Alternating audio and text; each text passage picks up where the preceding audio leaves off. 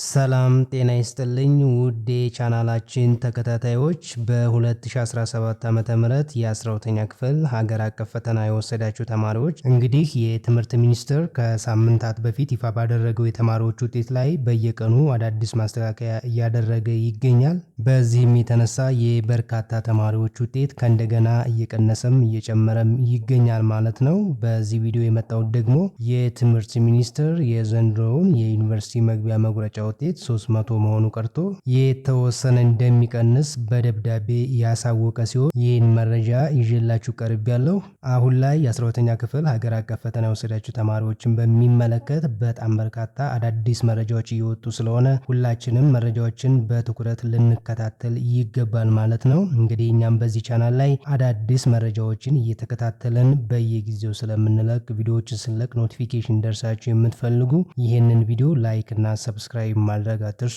ወደ ዛሬው መረጃችን ስንሄድ ደግሞ በተለይ በ2017 ዓ.ም የ12ኛ ክፍል ሀገር አቀፍ ፈተና ወስዳችሁ በውጤታችሁ ላይ ቅር ለተሰኛችሁና ቀጣዩን እርምጃ በጉጉት ለምትጠባበቁ ተማሪዎች እጅግ በጣም አስደሳችና ወሳኝ ዜና ነው። እንግዲህ የትምህርት ሚኒስቴር በ2017 ዓ.ም የ12ኛ ክፍል ሀገር አቀፍ ፈተና ወስደው በአማካይ ውጤታቸው ከ49.5 እስከ 49.99 በመቶ ያመጡ ተማሪዎች ውጤታቸው ወደ 50 በመቶ እንዲጠጋጋ መወሰኑን በይፋ አሳውቋል። ይህ ውሳኔ በቀጥታ በትምህርት ሚኒስትሩ ፕሮፌሰር ብርሃኑ ነጋ ተፈርሞ መስከረም 20 ቀን 2018 ዓ.ም ለሁሉም ዩኒቨርሲቲዎች በተላከ ይፋዊ ደብዳቤ የተገለጸ ነው። እንግዲህ ደብዳቤው እንደሚለው 49.5 እና ከዚያ በላይ አማካይ ውጤት ያስመዘግቡ ተማሪዎች በሙሉ ዝቅተኛውን የ50 በመቶ የማለፊያ ነጥብ እንዳሟሉ ተደርገው እንዲወሰዱ ተወስኗል ማለት ነው።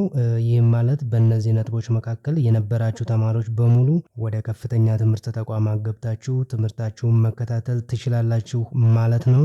በዚህ ውሳኔ መሰረት የዩኒቨርሲቲ መግቢያ ዝቅተኛው ነጥብ 300 መሆኑ ቀርቶ 297 ማለትም ደግሞ ከ600 ወደ 49.5% እና ከዚያ በላይ ያመጣ ተማሪ ሁሉ 300 እንዳመጣ ተቆጥሮ የሚያልፍ ይሆናል ማለት ነው። ይህ ውሳኔ በብዙ ሺህ የሚቆጠሩ ተማሪዎችን ከሪሚዲያል ፕሮግራም ወደ ቀጥታ ዩኒቨርሲቲ መግቢያ የሚያሸጋግር እጅግ ትልቅ እርምጃ ነው። ከዚህ በፊት በፊዚክስ በማትማቲክስ እና በሌሎችም የትምህርት አይነቶች ላይ ሲደረጉ የነበሩት የእርማት ሂደቶች ያስከተሉትን ውዝግብ ተከትሎ ሚኒስትሩ ይህንን ውሳኔ ማሳለፉ ለብዙ ተማሪዎችና ወላጆች ትልቅ እፎይታን የሚሰጥ ይሆናል። እንግዲህ በዚህ ውሳኔ መሰረት የማለፍ እድል ያገኛችሁ ተማሪዎች የእውነቴን ነው በጣም ደስ ብሎኛል። እንኳንም ደስ አላችሁ። ከዚህ በኋላም የትምህርት ሚኒስቴር ይፋ የሚያደርገውን ዩኒቨርሲቲ ምደባ በትዕግስት እንዲተጠባበቁ ለማሳሰብ እወዳለሁ። ይህ ውሳኔ የመቁረጫ ነጥቦችን ሊቀይር ስለሚችል ሁሉም ነገር እስኪረጋጋ ድረስ መረጃዎችን በትኩረት መከታተል ይገባል። እስከዚያው ድረስ ግን ጊዜያችሁን አታባክኑ። አሁን በቀጥታ እንደምታልፉ እርግጠኛ ከሆናችሁ ስለ ፍሬሽማን ኮርሶችና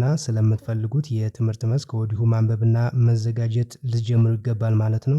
ሌላው መረጃ ደግሞ የናቹራልና የሶሻል ተማሪዎች የሂሳብ ፈተና ውጤት ማስተካከያ ተደርጎበታል። ይሁን እንጂ በርካታ ተማሪዎች በዚህ ጉዳይ ላይ ተሸውደዋል ማለት ነው። ይህን መረጃ በሚመለከት ሌላ የሰራሁት አጭር ቪዲዮ አለ። ሊንኩን ከዚህ ቪዲዮ በታች ኮሜንት ላይ የማስቀምጥላችሁ ይሆናል። አሁን ገብታችሁ እንዲታዩት ጋብዛለሁ ማለት ነው።